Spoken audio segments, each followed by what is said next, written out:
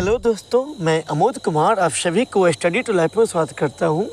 दोस्तों, आशा करते हैं आप लोग अच्छे होंगे, स्वस्थ होंगे और अपने एग्ज़ाम की तैयारी करते होंगे। तो दोस्तों, फिर मैं आप लोग के बीच एक न्यू टॉपिक के साथ आया हूं। इसमें हम पढ़ने वाले हैं भूगोल के 200 महत्वपूर्ण प्रश्न। इससे पहले हम जो 25 प्रश्न करवा दिए पार्ट ज्योग्राफी का पार्ट 1 वीडियो में। ये मेरा जीके 1000 सीरीज चल रहा है। ये इससे पहले हम 200 प्रश्न हिस्ट्री करवा दिए हैं और 200 प्रश्न जो है भारतीय संविधान के ऑलरेडी करवा दिए हैं। अगर ये सब वीडियो नहीं देखें तो डिस्क्रिप्शन बॉक्स के अंदर लिंक लगा हुआ है, आप उसको यहाँ से देख सकते हैं। और मेरा 401 से जो है 600 तक प्रश्न जो ज्योग्राफी के चलेगा। इससे पहले हम 401 से 425 तक प्रश्न ऑलरेडी करवा दिए हैं। आज हम 426 से लेकर 450 तक प्रश्न इसमें पढ़ने वाले हैं। दोस्तों, अगर आप हमारे चैनल पर अगर न्यू आए हैं, चैनल को सब्सक्राइब कर लीजिए और जो दोस्तों ऑलरेडी सब्सक्राइब कर लिए हैं, वीडियो को लाइक कर दीजिए और दोस्तों के बीच शेयर कर लीजिए। हाँ दोस्तों, अगर इसका आपको PDF चाहिए तो हमारे टेलीग्राम ग्रुप को ज्वाइन कीजिए, जो डिस्क्रिप्शन बॉक्स के अंदर लिंक लगा हुआ है। तो आइए दोस्तों, आज की जो मेरा पहला प्रश्न है जो है, हिमाचल प्रदेश में कौन सी नदी को चंद्रभागा के नाम से जाना जाता है? तो इसका उत्तर हो जाएगा ये चिनाब नदी के नाम से। दोस्तों, इसकी व्याख्या आप यहाँ समझिए। चिनाब नदी हिमाचल प्रदेश में बड़ा लाचा दर्रे से निकलती है, उसको आप याद रखें। और चिनाब नदी को हिमाचल प्रदेश में चंद्रभागा के नाम से भी जाना जाता है। दोस्तों, ये प्रश्न ऑलरेडी पूछा हुआ है, आपको पूछ लिया जाएगा बड़ा लाचा दर्रा किस राज्य में स्थित है? उत्तर हो जाएगा हिमाचल प्रदेश। और हिमाचल प्रदेश के बड़ा लाचा दर्रा से ही चिनाब नदी का उद्गम स्थल है ये। इसी में देखिए हमारा जो अगला प्रश्न है, गारो खासी जयंतिया पहाड़ी किस राज्य में है? तो इस प्रश्न का उत्तर हो जाएगा मेघालय में। दोस्तों, हम आपको बता दें गारो खासी जयंतिया नाम का यहाँ पे ये पहाड़ी एरिया है ये, जो आपको बता दें सबसे अधिक बारिश जो हमारे इंडिया में ये मेघालय राज्य में ही होती है। जो गारो खासी जयंतिया जो पहाड़ है, इससे टकरा के बादल जो है रह जाते हैं, जिससे कारण से क्या होता है आगे नहीं जा पाते हैं, जिससे वर्षा बराबर होते हैं। हमारे इंडिया में ज़्यादा वर्षा यहीं पर होती है। गारो खासी जयंतिया जो पहाड़ी एरिया है इसी में।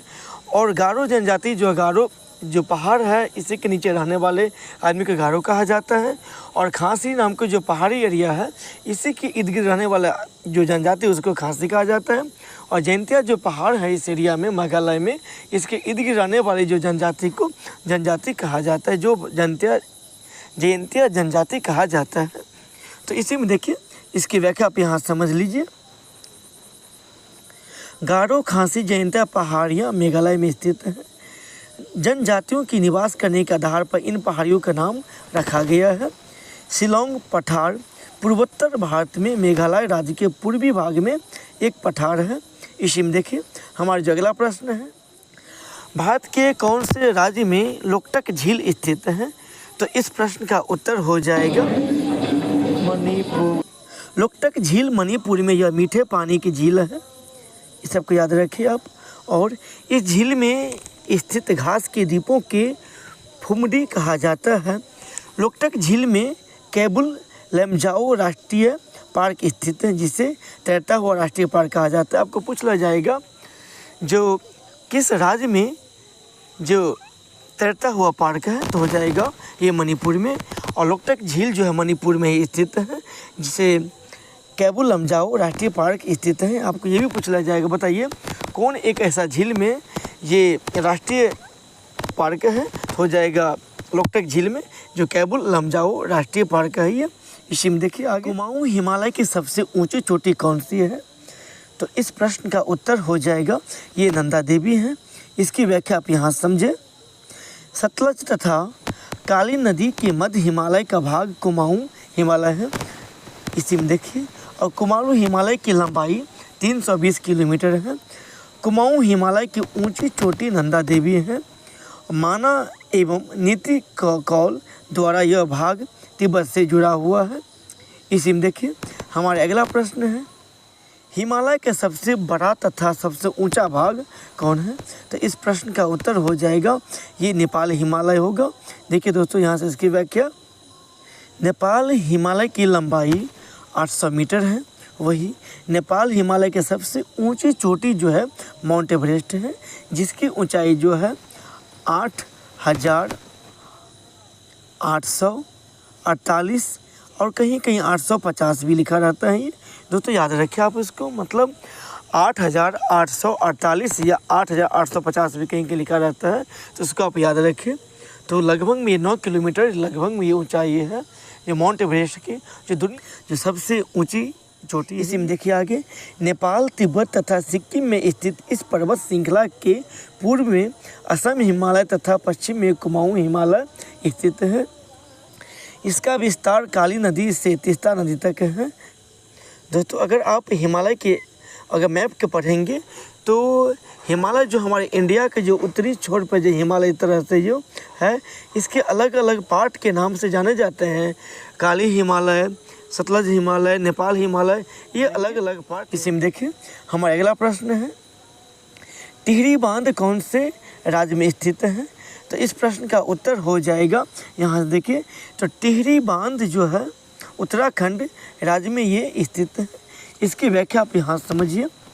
टिहरी बांध टिहरी विकास परियोजना का एक प्राथमिक बांध है। इसी में देखिए आगे, उत्तराखंड राज्य के टिहरी जिले में स्थित इसे स्वामी राम तीर्थ सागर बांध भी कहा जाता है। यह बांध भगीरथी तथा भिलांगना नदी के संगम पर बनाया गया है। इसी में देखिए हमारा जो अगला प्रश्न है, भारत का उत्तरी मैदान किस नदी प्रणालियों के द्वारा बना है? तो इस प्रश्न का उत्तर हो जाएगा ये गंगा, सिंधु एवं ब्रह्मपुत्र नदी की जो है जो भारत का उत्तरी मैदान बना है। इसी में देखिए, उत्तर के मैदानी भाग का प्रादेशिक विभाजन 4 भागों में किया गया है, जो पंजाब के मैदान, गंगा का मैदान, असम ब्रह्मपुत्र का मैदान तथा राजस्थान का मैदान, ये 4 भागों में विभाजित किया गया है। वही देखिए आगे, यह मैदान पूर्व से पश्चिम का लगभग 3200 किलोमीटर लंबा तथा लगभग 150 से 300 किलोमीटर चौड़ा है। उत्तरी मैदान 3 नदी प्रणालियों से बना है, जो सिंधु, गंगा और ब्रह्मपुत्र नदी के द्वारा बनाया गया है। इसी में देखिए हमारा जो अगला प्रश्न है, निम्नलिखित में से विश्व के सबसे ऊंचे पर्वत श्रृंखला कौन है? तो इस प्रश्न का उत्तर जो हो जाएगा ये हिमालय पर्वत श्रेणी हो जाएगा। दोस्तों आपको अभी जस्ट हम बताए हैं, हिमालय पर्वत श्रृंखला में ही माउंट एवरेस्ट है, जिसकी ऊंचाई 8,848 मीटर है। इसकी व्याख्या आप यहाँ समझिए। हिमालय विश्व की सबसे ऊंची पर्वत श्रृंखला है। हिमालय विश्व की तीसरी सबसे लंबी पर्वत श्रृंखला है। सबसे लंबी पर्वत श्रृंखला जो है ये एंडीज पर्वत हो जाएगा, रॉकी पर्वत, हिमालय पर्वत, ग्रेट डिवाइडिंग रेंज ये है, और तिब्बत में इसे चोमालुंगमा कहा जाता है। इसी में देखिए हमारा जो अगला प्रश्न है, शेषनाग तथा वेरीनाग झीलें कौन से राज्य या केंद्र शासित प्रदेश में स्थित हैं? तो इस प्रश्न का उत्तर हो जाएगा ये जम्मू कश्मीर, जो अभी केंद्र शासित प्रदेश बन गया है, ये इसमें स्थित है। इसी में देखिए दोस्तों आपको बता दें याद करने की ट्रिक से, जो नाग जिसमें लगा रहेगा ये अक्सर ये जम्मू कश्मीर में ही है, तो उसको आप याद रखें। शेषनाग तथा वेरीनाग झीलें जम्मू कश्मीर में स्थित हैं। वही झेलम नदी शेषनाग झील से ही निकलती है, और यह नदी वुलर झील से निकलने के बाद मुजफ्फराबाद से मंगला तक भारत पाकिस्तान सीमा के समांतर बहती हैं, और झेलम पाकिस्तान में झंग के निकट चिनाब नदी में मिल जाती है। दोस्तों ये भी प्रश्न बनता है, भारत और पाकिस्तान के सीमा बनाने वाली नदी कौन है ये सीमा पे? तो हो जाएगा झेलम नदी। इसी में देखिए हमारा जो अगला प्रश्न है, निम्नलिखित में से कौन सा पर्वत श्रृंखला उत्तराखंड में नहीं है? तो इस प्रश्न का उत्तर हो जाएगा ये अन्नपूर्णा जो है पर्वत श्रृंखला उत्तराखंड में स्थित नहीं है। जो इसकी व्याख्या से आप यहाँ समझिए, महान हिमालय पर स्थित पर्वत श्रृंखला में उत्तराखंड में बंदरपूंछ, कामेत, त्रिशूल, नंदा देवी, केदारनाथ, गंगोत्री, पंचचूली, कुटी, सांगटांग स्थित है। यह पर्वत श्रृंखल समूह भगीरथी, अलकनंदा, पश्चिमी धौली, पूर्वी धौली तथा गौरी गंगा से निर्मित अनुप्रस्थ घाटियों द्वारा एक दूसरे से पृथक भूदृश्य बनाते हैं। इस सबको याद रखें। इसी में देखिए हमारा जो अगला प्रश्न है, विश्व की सबसे ऊंची चोटी कौन सी है? दोस्तों अभी जस्ट आपको हम बताए हैं, ये सबसे ऊंची चोटी माउंट एवरेस्ट है, जिसकी ऊंचाई अभी जस्ट बताए हैं 8,000, ये 848 जो है, हाँ देखिए 8,848 दिया रहता है ये, जो इसकी व्याख्या आप यहाँ समझ लीजिए। विश्व की सर्वोच्च जो चोटी है माउंट एवरेस्ट, जिसकी ऊंचाई 8,848.86 मीटर है, जो नेपाल व तिब्बत की सीमा पर बृहत हिमालय के ये भाग है। वही कंचनजंगा पर्वत चोटी जो है 8598 मीटर है, भारत के सिक्किम राज्य में। हमारा अगला प्रश्न है, जम्मू को श्रीनगर से जोड़ने वाले दर्रा कौन सा है? इसका उत्तर हो जाएगा बनिहार दर्रा जो है, जम्मू और श्रीनगर को ये जोड़ती है। इसकी व्याख्या आप यहाँ समझिए। पीर पंजार पर्वत श्रृंखला में स्थित जम्मू को बनिहाल दर्रा जम्मू को श्रीनगर से जोड़ती है। वही बनिहार दर्रे को श्रीनगर का प्रवेश द्वार भी कहा जाता है। सबको याद रखें, आपको एग्जाम इस प्रकार की प्रश्न बन सकता है, श्रीनगर को प्रवेश द्वार कौन दर्रा को कहा जाता है? हो जाएगा बनिहार दर्रा। इसी में देखिए हमारा जो अगला प्रश्न है, भारत की सबसे लंबी सड़क सुरंग कौन सी है? तो इस प्रश्न का उत्तर हो जाएगा ये चेनानी नौसरी सुरंग, ये सबसे लंबी सड़क सुरंग है। जो इसकी व्याख्या आप यहाँ समझिए। भारत की सबसे लंबी सड़क सुरंग चेनानी नौसरी सुरंग या डॉक्टर श्यामा प्रसाद मुखर्जी सुरंग या श्यामा सुरंग बनिहार दर्रे से गुजरती हैं। वही इसका कार्य वर्ष 2011 में प्रारंभ हुआ तथा उद्घाटन 2 अप्रैल 2017 को किया गया है। इसी में देखिए हमारा जो अगला प्रश्न है, विश्व का सबसे ऊंचा दर्रा कौन सा है? तो इस प्रश्न का उत्तर हो जाएगा ये काराकोरम दर्रा जो है, ये विश्व का सबसे ऊंचा दर्रा है। जो इसकी लंबाई जो 5,500 मतलब 5500 मीटर है समुद्र तल से। यहाँ देखिए इसके बारे में व्याख्या। विश्व का सबसे ऊंचा दर्रा काराकोरम दर्रा है। समुद्र तल से इसकी ऊंचाई, मतलब अगर ये समुद्र हो गया, इस तल से ऊंचाई हो गया टोटल 5,500 ये मीटर है। और यह लद्दाख क्षेत्र में स्थित है, जो भारत और चीन के बीच एक संपर्क मार्ग प्रदान करती है। इसी में देखिए हमारा जो अगला प्रश्न है, निम्नलिखित में से कौन सा दर्रा हिमाचल प्रदेश में नहीं है?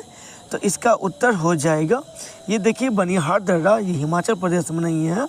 हम अभी आपको जस्ट हम बताए हैं दोस्तों। आप कमेंट बॉक्स में उत्तर दीजिए जो बनिहार दर्रा किस राज्य में स्थित है। यहाँ देखिए इसकी व्याख्या आप समझिए।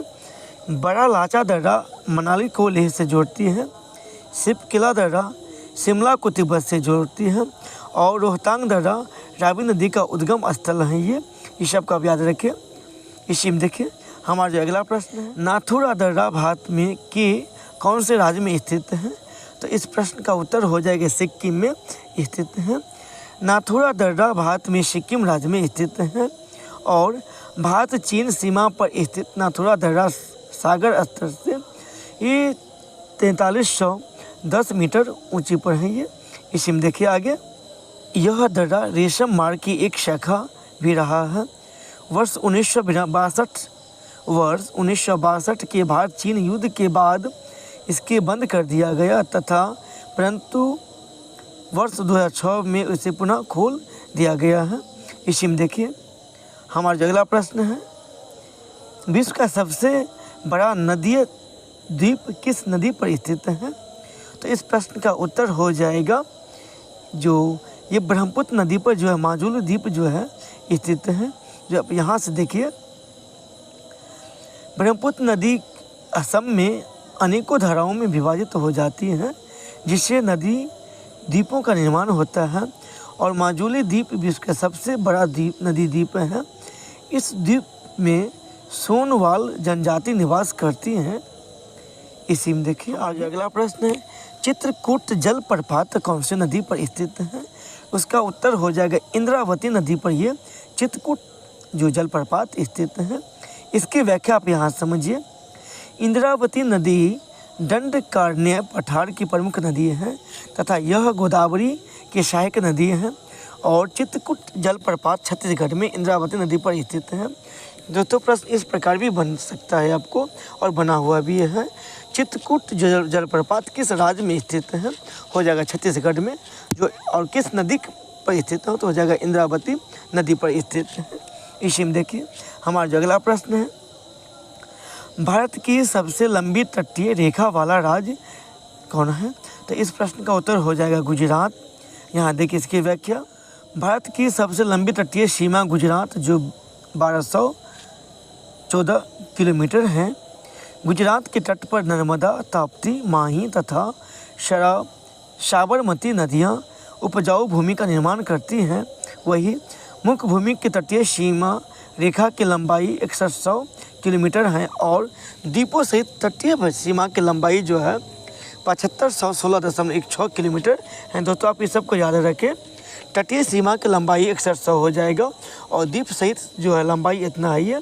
इससे पहले हम ज्योग्राफी को पार्ट 1 वीडियो में ये सब करवा दिए हैं।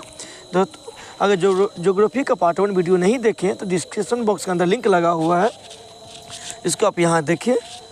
इसी में देखिए हमारा जो अगला प्रश्न है, दीनदयाल उपाध्याय बंदरगाह को कहा जाता है? तो इस प्रश्न का उत्तर हो जाएगा कांडला बंदरगाह। यहाँ देखिए इसकी व्याख्या है। कांडला बंदरगाह को दीनदयाल उपाध्याय बंदरगाह कहा जाता है और कांडला बंदरगाह ज्वारीय बंदरगाह भी है। यहाँ नमक तथा सूखे मेवे का भी निर्यात होता है। इसी में देखिए हमारा जो अगला प्रश्न है, विश्व का कॉफ़ी बंदरगाह कहा जाता है किसको? तो उसका उत्तर हो जाएगा ये सेंटोस को जो ब्राज़ील में है। यहाँ देखिए आप इसके बारे में, सेंटोस बंदरगाह जो ब्राज़ील विश्व का कॉफ़ी बंदरगाह है। साओ paulo ब्राज़ील का प्रमुख उत्पादक शहर है।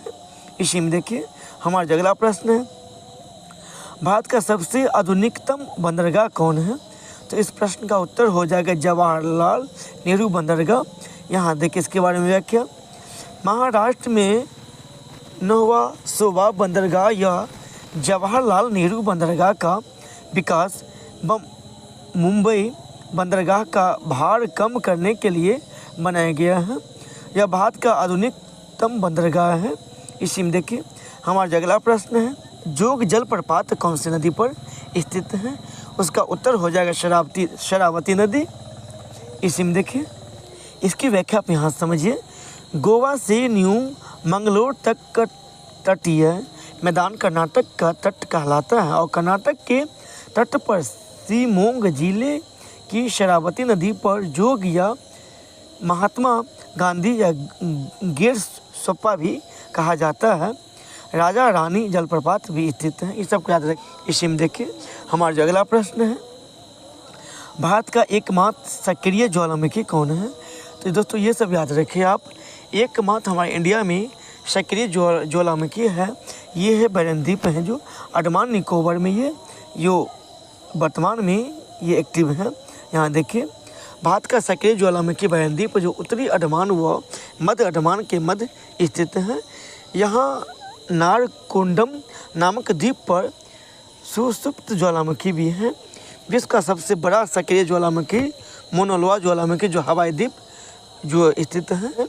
इसी में देखिए हमारा अगला प्रश्न है और इस टॉपिक ज्योग्राफी का जो दूसरा पार्ट का ये अंतिम प्रश्न है। ये इससे आगे जो है हम नेक्स्ट पार्ट में करेंगे जो नेक्स्ट वीडियो में। इसी में देखिए किसी स्थान पर लंबे समय की मौसम की दशाओं का औसत क्या कहलाता है? तो इस प्रश्न का उत्तर हो जाएगा जलवायु। उत्तर हो जाएगा सी। इसकी व्याख्या आप यहाँ समझिए। किसी स्थान पर लंबे समय के औसत की दशाओं का औसत जलवायु कहा जाता है। वही किसी भी छोटे स्थान की अल्पकाल की वायुमंडलीय दशाएं मौसम कहलाती हैं। प्रति इकाई क्षेत्रफल पर वायु के स्तंभ के भार को वायु दाब कहा जाता है। सागर तल पर वायु दाब अधिकतम होता है वायु दाब को मिली बार भी कहा जाता है। दोस्तों इससे आगे प्रश्न जो है जो नेक्स्ट पार्ट में करेंगे। धन्यवाद दोस्तों।